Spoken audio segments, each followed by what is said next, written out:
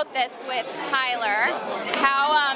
How did you meet him, and how did you and him decide to write this movie together? Well, it's funny. I had written a bunch of screenplays before, and I was in LA for a long time, many years, and I came back to New York, and one of the first people I ran into was Tyler. Okay. And he walked up to me and he said, "Listen, I want to write a film about lifeguards." And he said, "What is it, a comedy or a drama?" He's like, "Comedy." I go, "Well, that's not funny."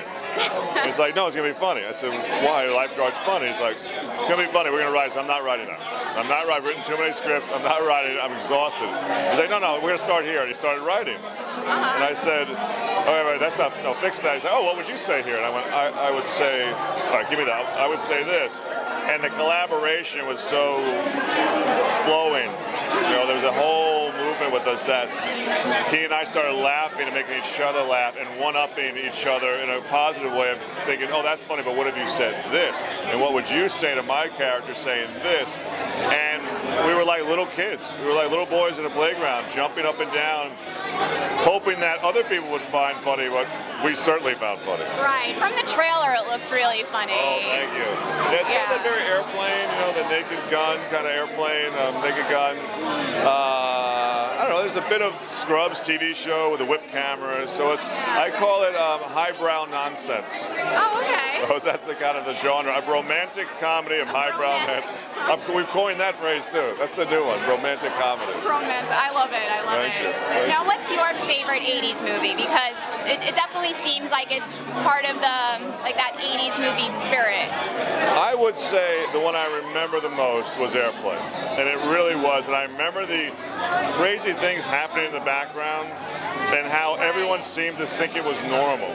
And that's what I thought Lifeguard should have. Where everyone thinks it's normal that dogfish head beer is flying into my hand, or kids are running punching people in the stomach, or people are getting attacked by dolphins. I thought, but if we all take it as a very serious thing, that's the comedy. And the comedy is in those pauses and in the ability to say, wow, what if we all thought this was normal? Like Tyler's character and my character Murphy, his character Sam, walk down the street, never take off their lifeguard shirt until they wear tuxedos from one extreme to the other, and that's their big night out. So with that Airplane vibe, I felt like Trusting on My Lifeguard was together, and he and I have a good relationship on the comedy level too.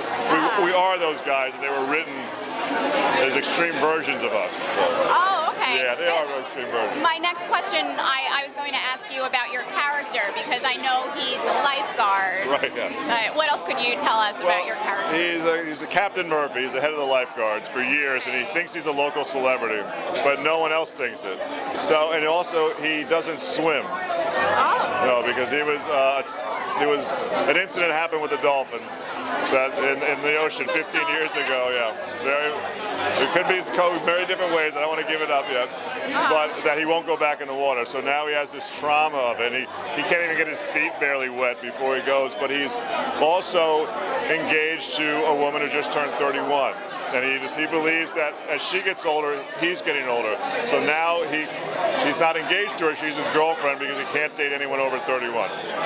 So and it comes around, and he gets his penance, and she's persistent. Good. Oh, it comes around. My character Murphy does not get away unscarred. My character gets his just due. But it was that kind of humor. Like, what if he thought it was serious? Like, this is what I believe in. This is my cause. Yeah. While everyone else is like, "Are you crazy? Your fiance is beautiful." And I'm like, "Yeah, if you like 31-year-olds.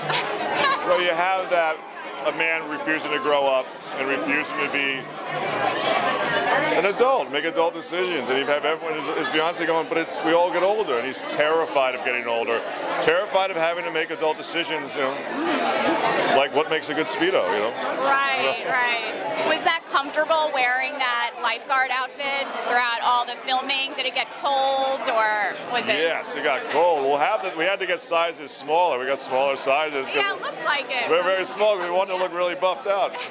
So, but we would walk around on the beach down in Stone Harbor. We shot, and people would come up and say, "Excuse me, Mr. Lifeguard, can you tell me when you get off? The people get off the beach when you're done?" And I went, "No." So they thought you were a real lifeguard? Our clothes actually are exactly how the other lifeguards were dressed. And we didn't mean it on purpose. And the town of Stone Harbor was wonderful. But the other lifeguards would look at us, and we'd look at them, and it was like drive-by lifeguards. So they were all kind of like looking at us here. But people would come up and they think we're lifeguards, and I'd say no. And one woman's like, "You're the worst lifeguard ever," which got into the film. So we have that line is from a woman saying, asking me the time, and me going, "I don't know what time to get on. I don't know. I'm in the outfit." So that's the kind of humor I thought. What if these guys are that way? So it was not as uncomfortable. When it got wet, it was very uncomfortable because you're shooting 14-hour days. Oh, yeah. And the water was cold. But then again, my character doesn't swim. So when I watch everyone else go in, yeah, I mean, until the end when he does get in the water, which I swore was hypothermia. There was a point where I'm like. That was clever though, how you wrote that in, so that you knew during filming you would not have to get into the water. Smart, right? Yeah. Always thinking. I convinced Tyler about that. I'm like, my character's not going to swim, so maybe the end. So it was really good. Oh, cool. Well, congratulations. Thank you very much. And I know you have a feature film version of the script. Yeah, we have a feature version of the script that we've written, and we've got the actual sequel that we've actually put together and outlined. And we've even had broken down into a TV pilot. And we've really kind of worked the angles, and people seem to be excited about it going different ways. So, you know, things are working well. Do you plan to shoot the feature soon? Or? Honestly, we want to shoot the feature by next summer, so we're starting to raising the funds and getting the attention out there, which is why Tribeca is so wonderful that we're world premiering here. That's the key. Because you get such exposure and so many great filmmakers and film producers and artists get to see it, and you get to mingle with them and you know, trade ideas. So that would be the great to shoot that. If not, we'd like to pop it on maybe as a little quirky Comedy Central kind of, you know, that kind of. We're just a small town where everyone takes things very seriously. So it's good. Oh, it sounds so fun. Thank you. And I've also got I've got a show. It's funny, we premiere here on tonight, and then on Sunday I'm on Those Who Kill, reoccurring as an actor with the one, So it's strange how much has happened. I'm on Orange Is the New Black, and it's all really, Really? I love that show. Oh, I'm the third episode. Jodie Foster. Of the second season. The first season. Oh, who are you? I play the NYPD detective who comes and arrests the transgender woman in front of her kid, and has a whole scene. I remember that. Oh, wow. Yeah, Jodie Foster handpicked this for it, so it's fantastic. She's a wonderful director. That woman is wonderful. Oh, neat. Oh, cool. Well, very exciting stuff for you. Well, thank you very much. My final question, what came first, the acting or the writing for you? The acting. I've been acting probably since 9 years old. I mean, I've reoccurred on Charmed. I've been on ER, Cold Case. So you were a child? Yeah, well, at 9 I was doing commercials, but as I went out to LA, my first film at 25 was opposite Russell Crowe. So I didn't even have my SAG card. I didn't. So you didn't have to struggle like the rest of us. Yeah, I had to struggle like Russell Crowe did. But no, he became a mentor of mine. And so he became a very, very good friend and looked out for me because I wouldn't know camera left from camera right.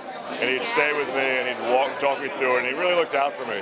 So I got that nice kind of lift up from that. But a young actor from New York doing theater, flew to LA, and in 3 months was working opposite Russell Crowe.